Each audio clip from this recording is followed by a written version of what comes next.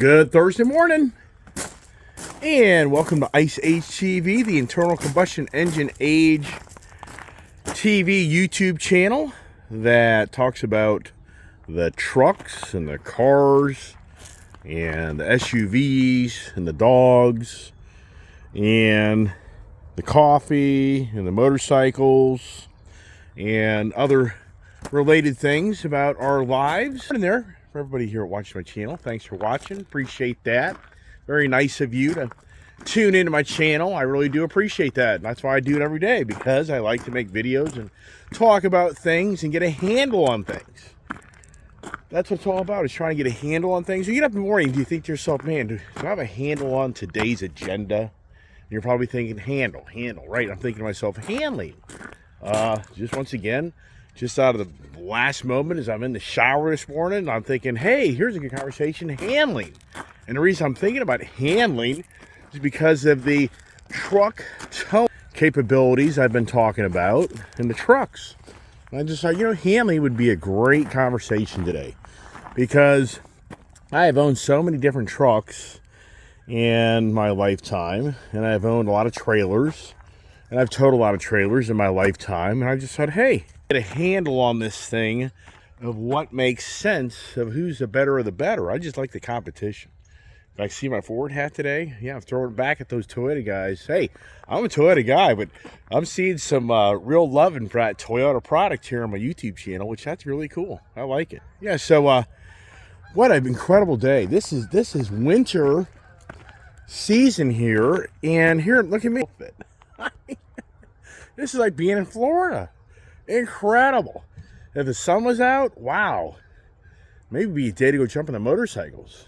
Yeah, or drive the Hellcats. But I got two projects of taking care of the property. I mean, I have lived on this property. I've lived on this property over the years, just restoring the house and restoring the barn and fencing projects and tree projects, and I'll bore you with all the stuff I've done where I've just have lived on the property, not gone anywhere. Sincerely, I didn't really start going anywhere until like 2017, and I've been here since 1991. So I just never really traveled. People now see my videos like, this guy's always on the road traveling, going everywhere, blah blah blah. Yeah. But so at this Power Boost truck, I'm sorry, man, the Power Boost truck wins. Tundra, nope. I wouldn't have the confidence to tow with that Tundra. Plus, it can't. The Tundra is close to 2,000 pound less weight towing capability.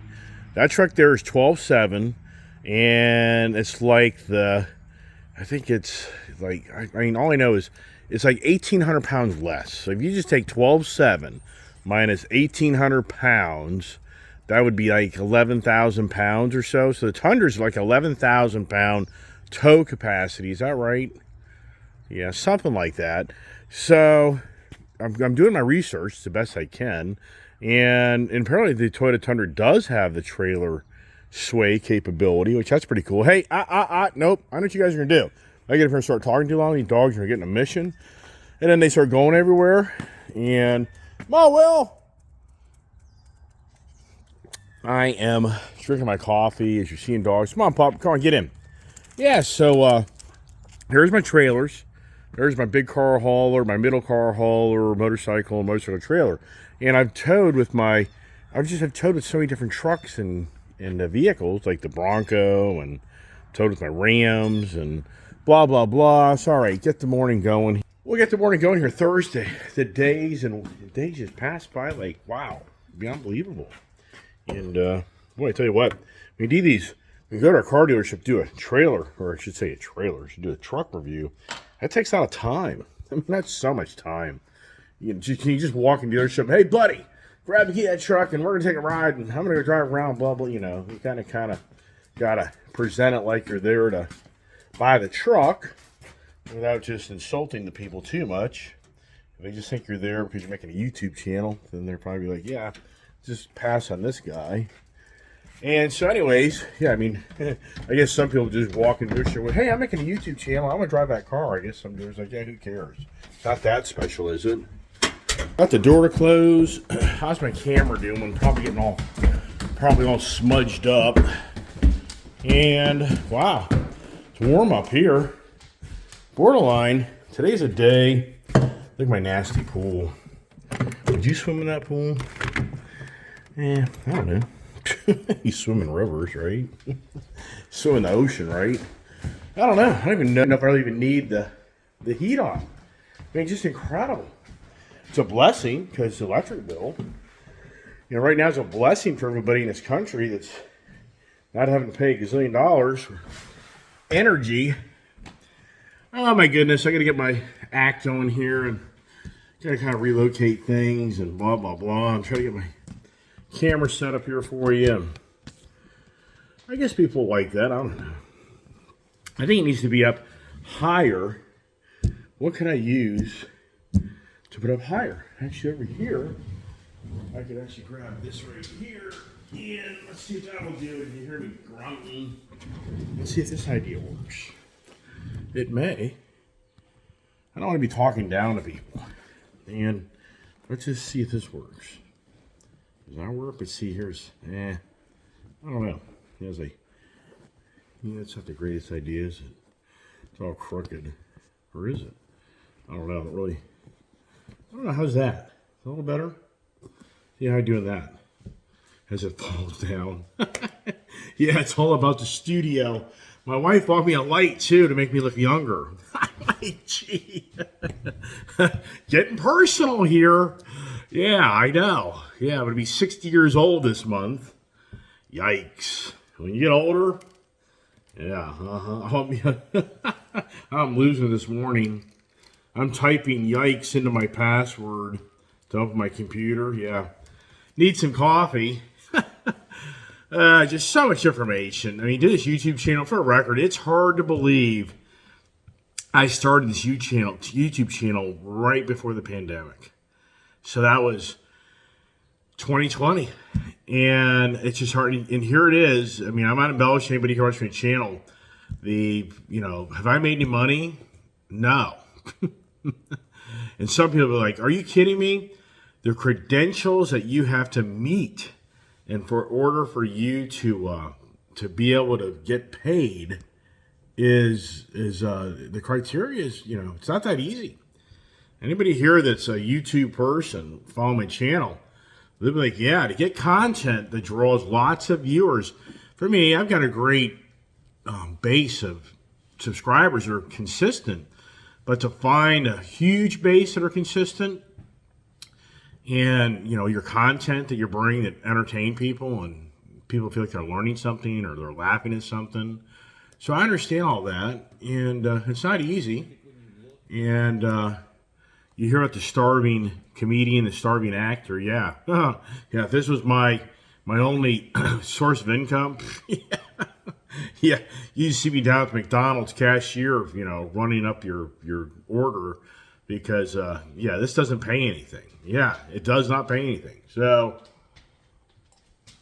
beyond believable that for me, I'm going to reach 600 videos. I know people say, remember, it's the quality, not the quantity. Yeah, I know. Yeah, well, I ain't that smart. I just like making videos. I share my experiences, and some here, I think, enjoy watching it. And I guess the majority don't. That's why I am where I am. And what's really interesting, too, I haven't talked much about on, how I handle my YouTube channel. And that's what I'm talking about this morning is, get back to the handling of the cars in a second. But unbeknownst to many people, because I just haven't been that popular of a YouTuber. And back during the pandemic, I was making a lot of videos, the initial part of the pandemic. But then once the pandemic kind of got settled, as far as people were at home watching TV 24/7, being told you're going to die every day of your life. Yeah, right. And yet now Ohio has these trains that are on fire, or these cargo, freight train thing that's got on fire. And is there any emergency of people being locked down in their house and wearing masks? You know what I mean? It's just, you scratch your head. You're going to die from COVID. Everybody has to be shuttered in their house, locked down. But then a train derailment has toxic fumes and everything else floating around for probably, 100 miles, particles in the air, and what's going on? You know, aren't the businesses, should all the businesses be shut down, all the schools, everybody should be like, I mean, I don't know, who knows. I'm not following it that much, but the way we get processed. But the whole point is, during the pandemic, in the summer of hate, of the nasty, we just saw incredible violence in our country, and just hate, man, hate, and I just took a time out. I really did. I really disappeared on my YouTube channel, I would say, for at least 3 months. I'd have to go back and look at the timelines. At least 3 months. I just didn't feel good. I didn't feel good. There's so much hate of the individuals and what I look like, and I'm above everybody else because I look what I look like. And I just think, wow, I have such incredible friends and business relationships with people that look nothing like me, didn't even grow up here in this country, and they're opposite color of me, in a whole different foundation of life, but they're incredibly successful. But yet, the media's telling everybody, since I look the way I look, I've got all the privileges and the rights over everybody else, and I'm more special than everybody else, and I should be tarnished. Yikes. So the whole point is, that was kind of the message in 2020, and I literally disappeared because I just didn't feel good about promoting a YouTube channel showing me with all my toys. And that's why I didn't do the YouTube channel for so many years. I just felt like you're sitting there bragging about yourself. Yeah, here you go. You're showing all your toys. Yeah, here you go. I mean, really? I mean, really? Is that really so to me? Very challenging. And I finally came to closure after the dust settled and kind of got back into it. But anyways, so the handling. The whole conversation of handling, I thought to myself, after test driving that Toyota Tundra yesterday, and here's the thing, I am a Toyota guy. You have no idea how many Toyotas I've owned, and I've always been a Toyota guy, and I still am a Toyota guy. But at the same time, Ford, in my eyes, they've raised the bar. And that's the thing. Ford, who has the most dominant product in the market? Well, General Motors and Chevy will say that they do, but at the same time, Ford, under one brand, they do. And it has such an array of product line and vehicles, and it's just a numbers game. Since Ford, it's like anything. The more you're exposed, the more you are jabbed. Meaning if you've got 1 million Ford F-150 trucks in the market and Toyota has 100,000, all you're ever going to hear is Toyota has the better track record. Okay, well, I wouldn't disagree with that, but at the same time, you're talking a 1 to 10 ratio. I mean, so the Toyota just isn't exposed. And don't get me wrong, I'm not here trying to say that Toyota's not a good product. That's not the message. I'm just saying for Ford, they're so much more exposed. Look at their F-150 Lightning truck right now has been put on hold because it had a battery fire with all the lithium stuff in it. Oh my gosh, lithium. Everybody talks about China has the number 1 lithium mining in the world. That's totally false. They don't. Chile and Australia do. In fact, we, up until 1995, was the number 1 lithium producer in the world. Yes. It wasn't until about 2010 that Chile overtook us in the world. And for the record, Australia at this time is the biggest producer of lithium. It's not China. China is not the biggest producer in their country. China has 60% of the holdings of the lithium mining in the world, between Canada, Australia, Chile, Africa. I mean, so that's the real story. It isn't that China has all the. And the way they mine lithium versus the way Australia mines lithium is two different whole ways of processing it. And then lithium is used 23% of the mining in the world. 23% just goes to batteries. If anybody thinks that all the lithium's on the batteries, no. The glass and ceramics are another percentage. Grease is another percentage. And there's other air capability of lithium. So there's all uses of lithium that are being used throughout the world, but it's so incredible how I ever hear is China's the number. Even I've said it, and I just did more research, and it's like, no, that is so false. China does not have the biggest lithium mining operations in the world. They don't. Excuse me. And it takes 6 to 15 years. Did you just hear me? It takes 6 years to 15 years to get a lithium mining operation up in total capability. So, and here's another thing. Jesus Christ.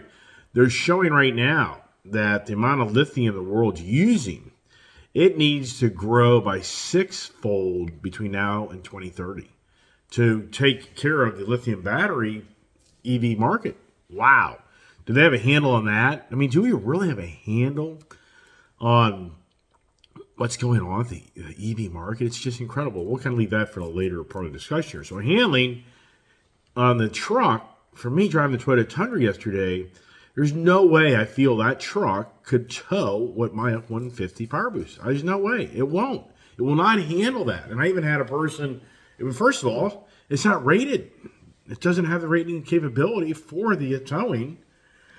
Getting my GERD going, irritating. I gotta have my coffee. Gotta get me. Jesus Christ, so much talking. Anybody that does a YouTube channel, you have to understand. You know how much talking I do? I mean, do you watch how much talking I do in one day? If you look at the length of my videos, and I have 3-4 videos, that's 3, 4, 5 hours of talking. You take my video in the morning, and then you take, so I'm not complaining. I'm just sharing. So for me, I need some coffee to get going this morning. Jesus Christ. It was kind of a long day yesterday. I was out, did my YouTube, and then did my work, and blah, blah, blah. Did the video, did the car guy, and I should have said to the guy when I was done looking, I said, "Are you ready to buy the truck?" I mean, the guy didn't know a lot about the truck. No criticism. He's new to the Toyota product line. He's a Ford guy. He was selling a lot of Fords. Yeah, so anyways, the handling on that Tundra truck, and here's the thing. You won't know till you buy the truck. Do you honestly think they're going to let me go bring that truck home and hook it up to my trailer? I mean, with the personality that I have, if the truck was broken in, they'd probably let me do it. Yes, I could probably finagle that somehow, some way. But at the same time, the reality is, so the way that truck felt yesterday, and here's the thing. I don't disagree. If you watch my channel, it says the heavy duty series is going to outpull the F-150. Yes, there's no doubt that the heavy duty series is going to handle the loads better than the F-150. No doubt. I don't disagree with that. It's a whole heavier. It's a brute. It's a monster truck. Where we are today in technology and the capability of those Super Duty series and the GM and Dodge, Toyota. Hey, for Toyota, this is the thing. Right? I've said for years, Toyota is not the truck. It's not the truck deal that the other manufacturers are. Toyota doesn't make 3 different series of trucks. They make one series, a half ton. And I've owned so many Toyota Tundra trucks. You have no idea. And I like the trucks, but at the same time, I always walk away like, it's just not the work truck that I can work out of. It's just not the same. The new Tundra definitely has a lot of nice features on it. So in that aspect, the new one, I don't think I could say that as much. The previous generation, just too comfort, luxury. I mean, don't get me wrong. I'm not saying you can't work out of trucks, but I just think that the domestic manufacturers seem to have a little bit of better handle on kind of what accommodated people working on their trucks. That's just my own opinion, but what's my opinion, right? So as far as the Toyota Tundra goes, and going back to the heavy duty series with comments on my channel, is the F-150 truck out there. Some people are like, well, I wouldn't feel confident towing those type of weights to that trailer, and I wouldn't either prior to that Power Boost. So no doubt. There's no way. If you look through my videos, try to find a half-ton truck video, me pulling 12,000 pounds with a half-ton truck. You won't find it. I wouldn't do it.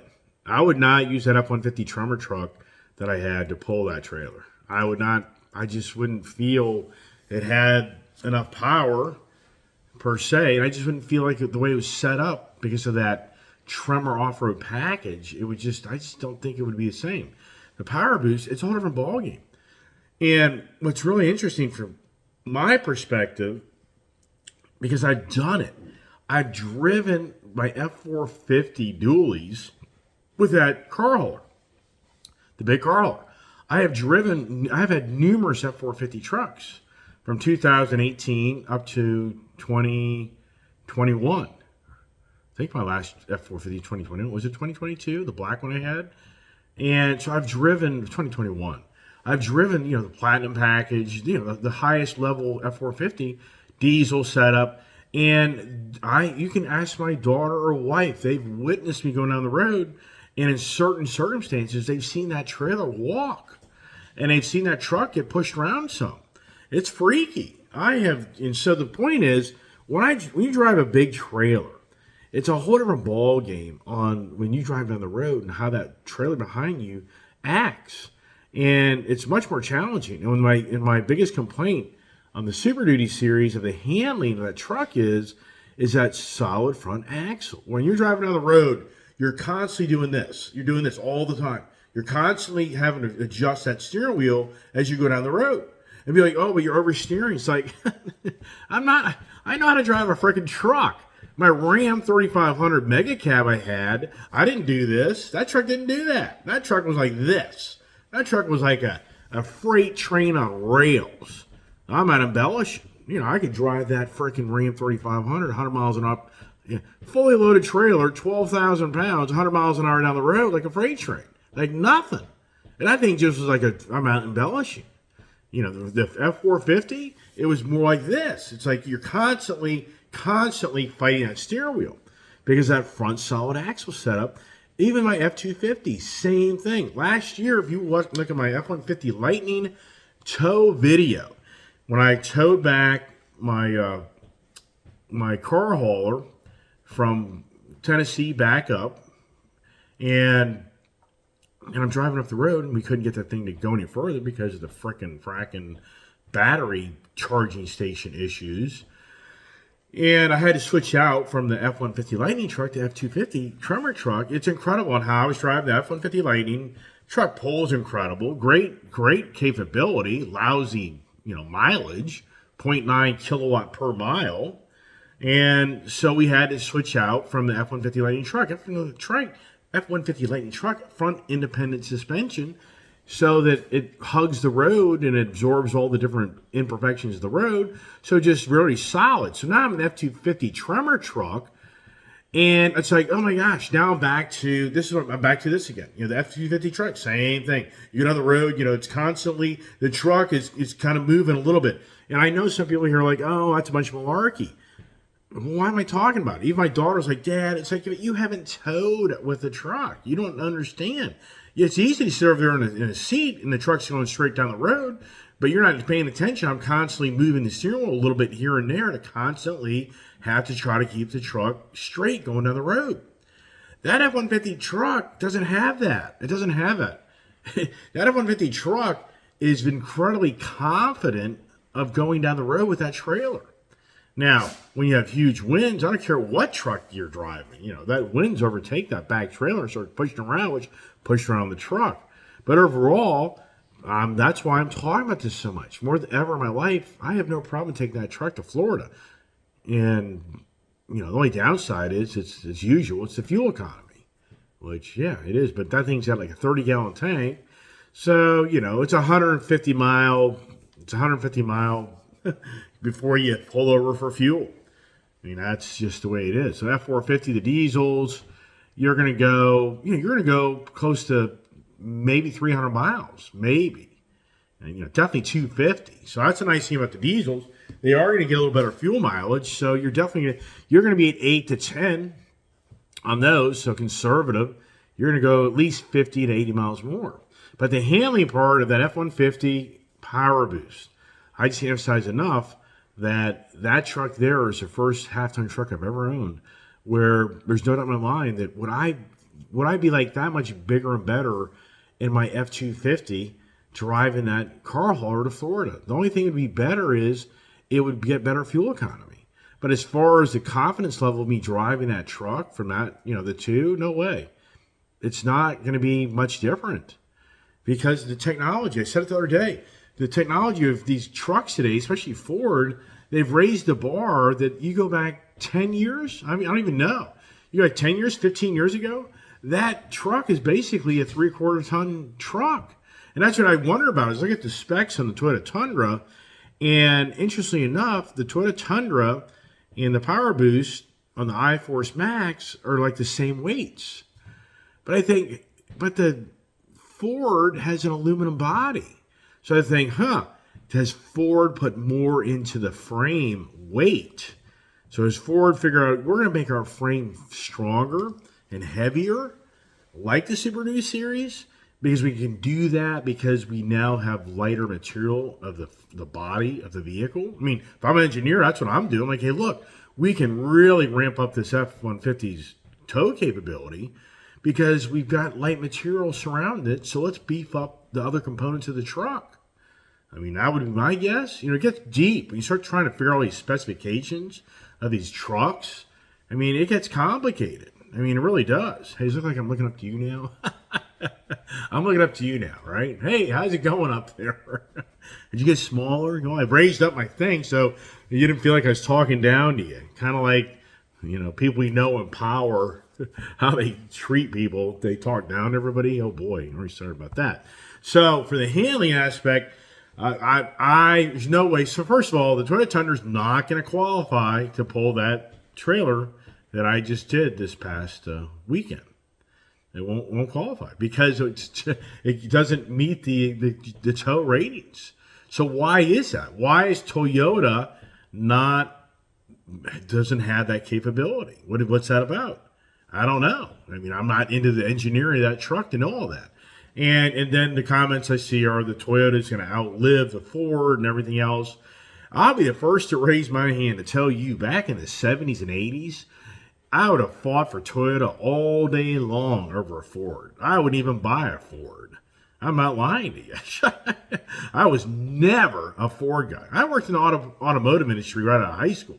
Auto parts industry. And when I used to have to look up parts for Fords, I was like, it's a puzzle beyond puzzle. And this is just junk. I mean, I'm not lying. I always liked the Ford look of the Ford trucks and all. But my perception is it's junk. It's found on the road dead. So years ago, yeah, but today, no way. I'm sorry. You know, I'm just telling you, if anybody thinks that they own a Toyota Tundra, it's going to outlive my Ford F-150 truck. Where we are today with so many sharing components and everything else, I'm just not there. You know, it'd be like me saying to you, my Ford truck's going to outlive your Ram truck. I just can't see that.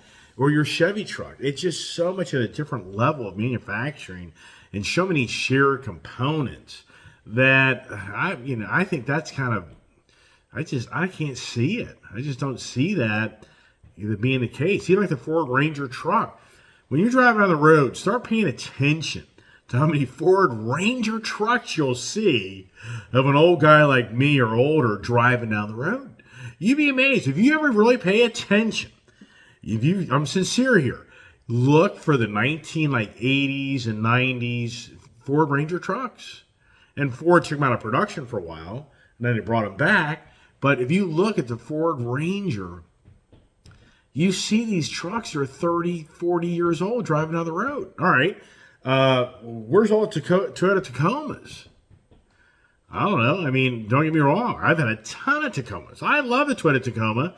And I've had the Toyota Tacoma Pros, and that truck, I'm sorry, the power, they redesigned that V6 motor. They should have left that V6 motor that's still in the 4Runner, and that would be a phenomenal truck. They updated that V6 motor, and I mean, it's a great truck, don't get me wrong, but the seating, so when you get into the Toyota Tacoma, you sit much further into the windshield, you sit much higher. And here's the thing, I'm not here to mock the Tacoma. I'm just trying to say that today, more than ever, for us to think because it's Toyota's product, that it's going to be 10 times the vehicle you own. I'm just not there. I mean, years ago it was. 80s, 90s, for sure. Even through the 2000 years.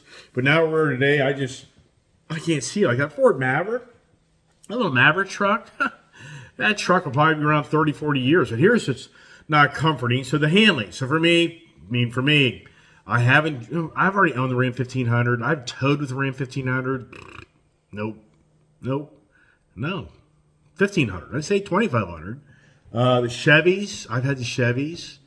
No way. The trailers push those things all over the road. Now, Yes, they've updated all the Chevys. I get that. So the ones I own, no way. The newer ones, I have no idea. I haven't owned them. My guess would be they're good.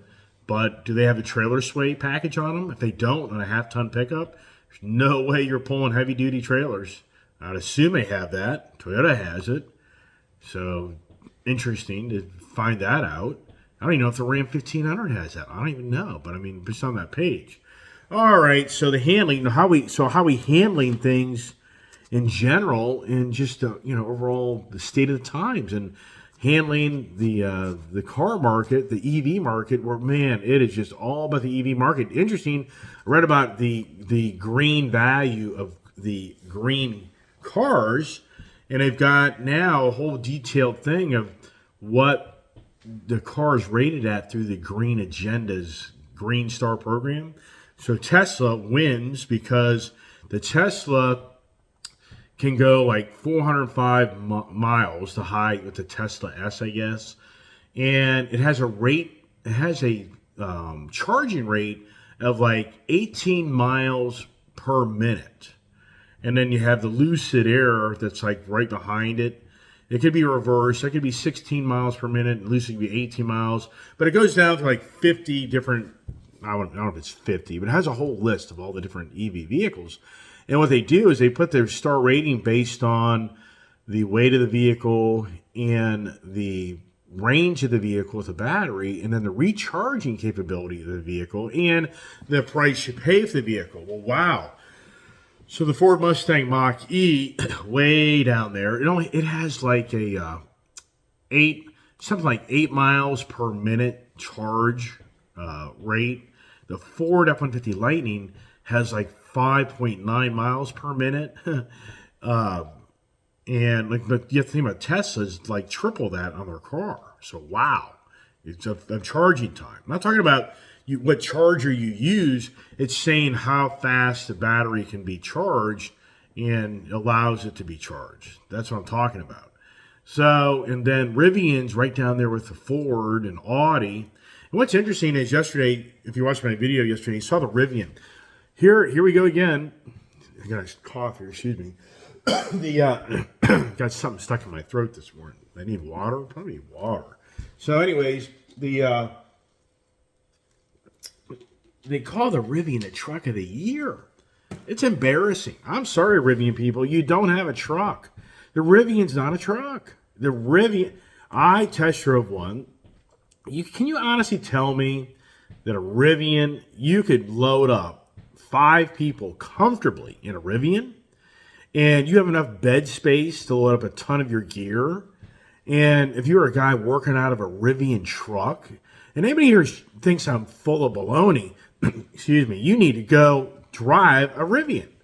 The truck has no side pockets, basically. It has like no water bottle holders. The back seat is cramped as all get out. The bed is the size of my Ford Ranger, maybe my Ford Maverick. There's no bed. It's dinky as all get out. How they're categorizing the Rivian to be up against a Ford F-150 Lightning truck in comparison, it's not even close. Not even close. The capacities, I mean, it's just beyond believable that they're electing. So for Rivian, it's in the wrong category. It should be the best mid-size truck in the mid-size market. I would agree with that. So he said for the Ranger comparison, the Canyon, the Colorado, whatever, the Frontier, I don't think there's a Dakota. Yeah, the Rivian, I think, would then be in the right category. But to put in category against a full-size truck, and these journalists, I mean, oh my gosh, it's incredible. These automotive journalists, they make these presentations of vehicles they drive and how they come to closure, what's good or bad. It's like, wow. How do you handle that, right? How do you handle your emotions on the attitudes that prevail like mine? For the Toyota people, like, oh, the guy's gone nuts. He's a Ford maniac. Well, I guess I am. Well, what sits on my drive? I do have Rams out there, I do. I have a Jeep. And I've got some Dodges. Yes, I mean, come on. I tried to buy a Toyota Tundra yesterday, but they want ADM. It's ridiculous. One, does it stop? And now here's the thing. in January, people are all back out following me around. I guess my channel spurs people on. Maybe I should have value to my channel that I get people to go out and spend money. Is that happening? Can I get rewarded for that? Can I get a penny for my thoughts? Hey, YouTube, can you send me a 1 cent check so I can say I got paid for a penny for my thoughts? All right, everybody. Hey, thanks for watching my channel. What are we doing today? Yeah, I don't know. I got some ideas. What is it? I don't know yet. Yes, the adventure shall begin. I don't know. All right, everybody. Hey, thanks for watching. God bless. Stay safe and stay tuned.